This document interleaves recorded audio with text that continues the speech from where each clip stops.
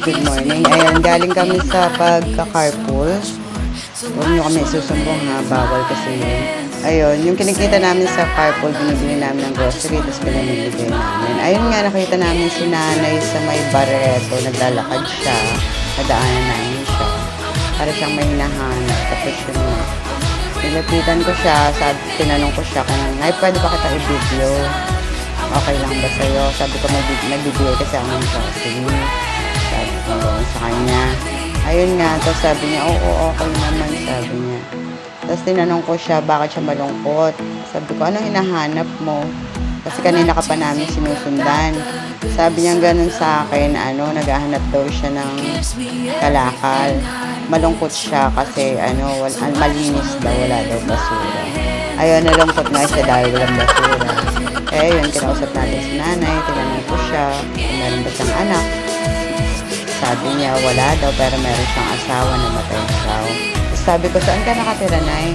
Sabi niya, dyan sa may looban, nakikitira ako dyan sa may looban dyan, sa may labas lang doon ng bahay. Ayun nga. Ang pangalan niya si Nanay Lida or Leda, ayun. Tapos binigyan ko siya ng groceries, tapos nag-picture kami, nagkwentuhan kami sandali.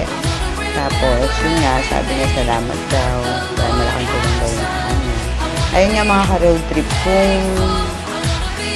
kung papanoorin ko itong video na to at dadami yung views, magkakaroon tayo ng maraming magkakikita tayo sa Facebook. Marami tayong matutulungan. Kaya sana panoorin nyo yung video na mga i-upload ko para mas marami pa tayong tulungan. Ayun, kaya nga, maraming salamat sa panonood nyo. Tapos, be strong lang tayong lahat. Kasi alam naman natin na pandemic ngayon, maraming nangangailangan. So, tulong-tulong tayo. Kung hindi lang ako ang tutulong, kasama kayo doon. Kaya salamat po sa panonood nyo. God bless sa ating lahat. Pray lang tayong lahat. Lakasan natin yung loob natin. Malalabanan natin. Maraming salamat po.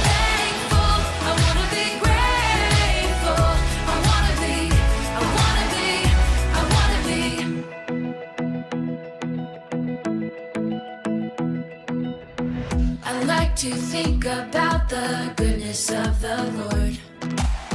He gives me everything I